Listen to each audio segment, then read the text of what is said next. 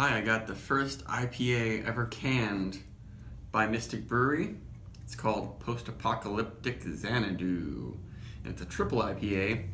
And this is the first time they've ever canned anything. They got the Ironheart mobile canning unit that a lot of other brewers have used to make these. And I think Mystic is going to be the next hot, hazy New England IPA canning brewery. I know that they said they will not be distributing because this stuff is selling pretty well, but Mystic is pretty under the radar. They're kind of in a weird spot in Chelsea, Massachusetts, basically north of the Boston area. But this beer I've had once before, and the special thing is that it was double dry hopped with 5 different kinds of lupulin powder. And I know that they use Equinaut, Mosaic, Citra, and Simcoe, but they said 5. I'm not sure what the other one is. And they brewed this once before. I really liked it then. I'm not a huge fan of these really strong IPAs, but when they're done in a very mild, pillowy, soft way, I can get on board with it. And I thought this is as good as Trillium's Streets 10% IPA, or the one with the same strength from Finback called Caviar. And I know the Caviar one used a lot of lupulin powder too. They've never actually packaged any of their IPAs in anything besides kegs or growlers, so it's kind of a big deal. They also packaged a dry hopped low alcohol saison that was really good. But this is the one that I was really impressed with, and I think eventually they might start selling out of these things really quickly when word gets around. But Mystic is primarily done Belgian style and focused on saisons. Then they started doing tap-only hoppy stuff that's I've been usually really impressed with. And the look of this beer is pretty amazing. The head is perfect. A lot of these thick beers tend to not have really good head retention and carbonation, but I didn't even pour it that hard, and this has this big, voluminous, soapy head with big, soapy bubbles, but really tiny ones too, and it sticks around, and it's got a really nice glow to it, really pale, just a little bit of orange, and it's a pretty cool beer. This is the strongest IPA they've ever done, but they do a lot of one-off double IPAs. Some of them come back, and they have a couple regular pale ales and IPAs, but they just kind of knocked out of the park with this one. For their first canning, they did one of the most formidable beers they make, and I can smell it already, and still the head is sticking around. For being the first time they canned it, they really they nailed it. Oh yeah. It maybe smells a little bit different than the first day that I had it when, it was canned only hours before. I'm getting a little bit more pine in here. That's one thing I noticed, is that there are IPAs, they don't age very well. I mean, this one's only been in the can for 3 days. But I've had some other ones that have been on draft for a month or longer, and they lost their haze, lost a lot of their super fruitiness, got a little piney. I'm noticing some pininess in the aroma. I didn't really notice before. Before it was just dank and really tropical.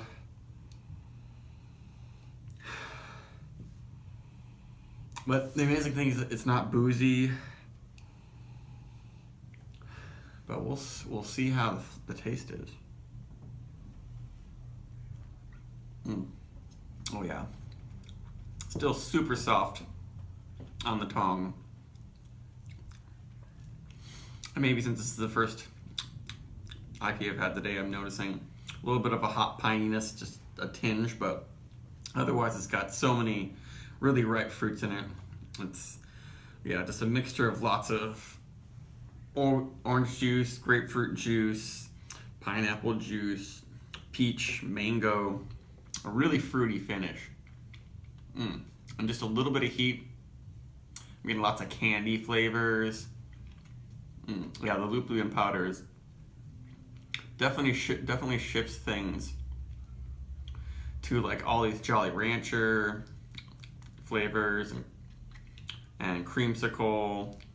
Lots of nice vanilla, sweet cakey things happening.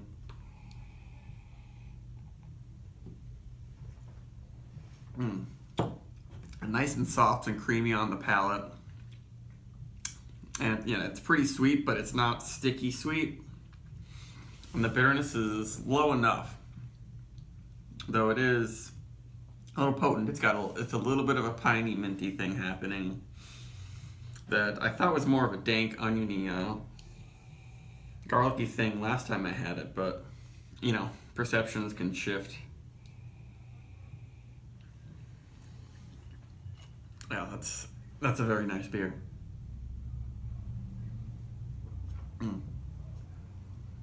And the best part about it is that feel. It doesn't burn from the sediment and the normal any IPA throat burn, or the booziness at 10%. I usually avoid IPAs that are 9% or higher, but this one is really palatable.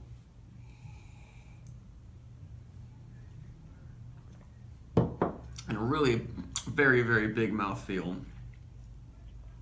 And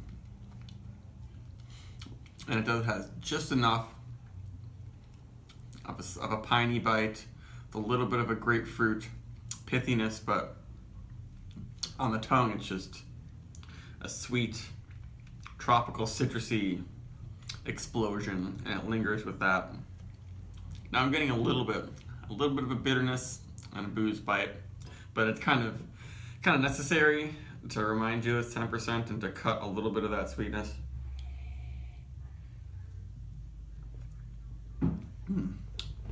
But I'm wondering, if these cans are going to go downhill really quickly. I guess that's the big question.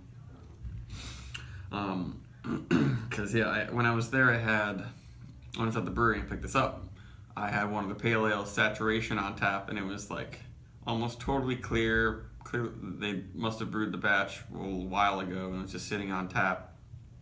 And my girlfriend said it tasted like apple juice, which so an IPA should never be like that. It wasn't necessarily a flaw. I think it was just too old. So maybe the canning will make it so they sell out things more quickly. They get consumed more fresh. But we'll see, because when you're packaging things in cans, I've noticed that it can add more oxidation to the beer.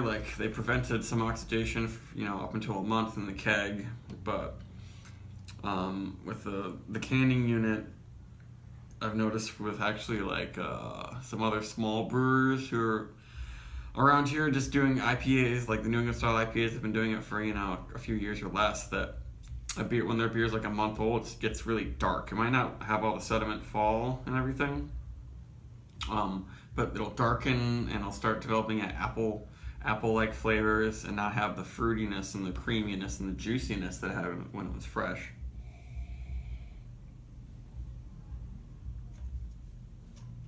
But I don't know if these cans are going to last long enough in my fridge, because it's drinking very, very good right now.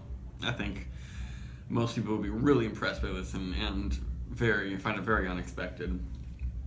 I recommend going to Mystic anytime soon, because they're not gonna distribute this one, and they'll probably run out within a few days.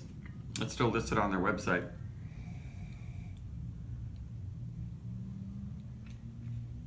This is up there with the other great triple IPAs I mentioned before, and just so many fruits.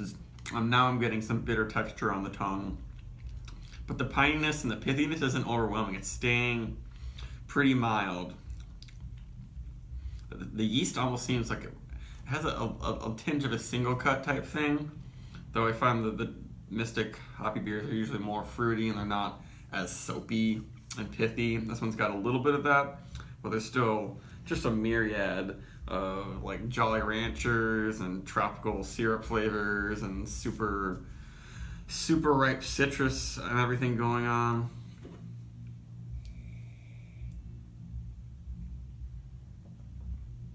Yeah, and I can keep coming back for it. Like, this never happens with a 10% alcohol beer that I can drink, like 4 ounces of it, and like in less than 10 minutes.